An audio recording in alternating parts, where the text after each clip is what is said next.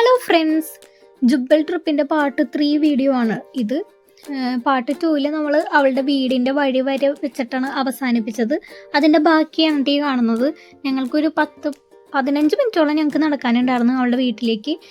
പോകുന്ന വഴിയൊക്കെ കാണാൻ നല്ല രസമാണ്, പക്ഷേ സൂക്ഷിച്ച് നടന്നില്ലെങ്കിൽ നല്ല പണി കിട്ടും.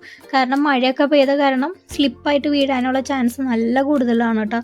പിന്നെ സൂക്ഷിച്ച് നടന്നില്ലെങ്കിൽ പണിയാണ്, കാരണം അപ്പുറത്ത് ഒരു കൊക്ക പോലെയാണ് കേട്ടോ ഭാഗങ്ങളൊക്കെ. പക്ഷെ നല്ല ഭംഗിയാണ് കാണാനായിട്ട്, അത് വേറെ കാര്യം. അങ്ങനെ ആ ബ്ലൂ കളറായിരുന്നു അവളുടെ വീട്. അങ്ങനെ അതിൻ്റെ തൊട്ടടുത്ത് ഞാൻ ആപ്പിൾ മരം കണ്ടപ്പോൾ എൻ്റെ ബോധം പോയി. നല്ല രസമുണ്ടായിരുന്നു കേട്ടോ കാണാനായിട്ട്, അതും നല്ല ചുവന്ന് തുടുത്ത ആപ്പിൾ മരം. അങ്ങനെ ഞങ്ങൾ അവളുടെ വീട്ടിലെത്തി. അപ്പോൾ അവളുടെ പപ്പിയാണ് വന്നത് ഞങ്ങൾ സ്വാഗതം ചെയ്യാനായിട്ട്. ഞങ്ങൾ നമസ്തേയൊക്കെ പറഞ്ഞു. അത് കഴിഞ്ഞിട്ട് ഞങ്ങൾ അവളുടെ വീട്ടിൽ കയറി. ഞങ്ങൾ ഇവിടെയാണ് കേട്ടോ താമസിച്ചത്, ഈ റൂമിലാണ്. ഇത് ലിവിങ് റൂമായിരുന്നു കേട്ടോ. അവളുടെ സെപ്പറേറ്റ് എടുത്തതാണ് അവളുടെ വീടിനോട് ചേർന്ന് തന്നെ.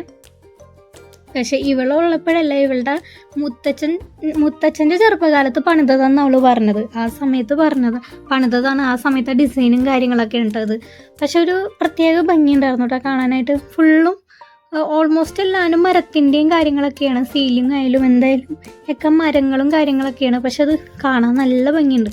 എല്ലാവരും ടയേർഡായ കാരണം കുറച്ച് പേരൊക്കെ ഉറങ്ങിയായിരുന്നു കേട്ടോ. പിന്നെ താഴത്ത് കാർപ്പറ്റ് ഇട്ടത് തണുപ്പൊക്കെ ഉള്ള, ഇവിടെ മഞ്ഞ് വീഴലുണ്ട് എല്ലാ കൊല്ലവും. സോ അതുകൊണ്ടാണ് കാർപ്പറ്റും കാര്യങ്ങളൊക്കെ വിട്ട്. പിന്നെ വുഡൻ്റെ സീലിംഗ് ആയത് കാരണം നല്ല ചൂടുണ്ടായിരുന്നു കേട്ടോ അകത്ത്. പുറത്ത് നല്ല തണുപ്പാണെങ്കിൽ പോലും. പിന്നെ അവളുടെ അമ്പലത്തിൻ്റെ ഉത്സവത്തിൻ്റെ ആദ്യ പടി തുടങ്ങിയിട്ടാ. ഞങ്ങൾ ഉത്സവമൊക്കെ കാണാൻ വേണ്ടിയാണ് ശരിക്കും വന്നത്.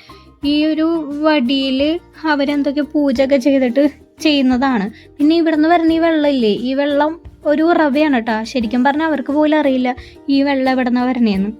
പിന്നെ ഈ പൂജ ചെയ്ത വെള്ളം നമ്മുടെ മേത്തൊക്കെ ഒഴിക്കും കേട്ടോ. അതൊക്കെ അവരുടെ ഒരു ആചാരമാണ്, എനിക്ക് കറക്റ്റായിട്ട് അറിയില്ല. പിന്നെ ഇതാണ് അവരുടെ അമ്പലം.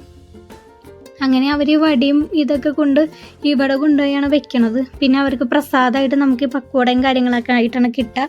പിന്നെ രാത്രി ഫുഡും പരിപാടിയൊക്കെ ഇവിടെയാണ് ഉണ്ടാവാറുള്ളൂ. അതിൻ്റെ വീഡിയോ ഒക്കെ ആയിട്ട് നെക്സ്റ്റ് വീഡിയോയിൽ കാണാം. അതുവരേക്കും ടാറ്റാ, ബൈ ബൈ.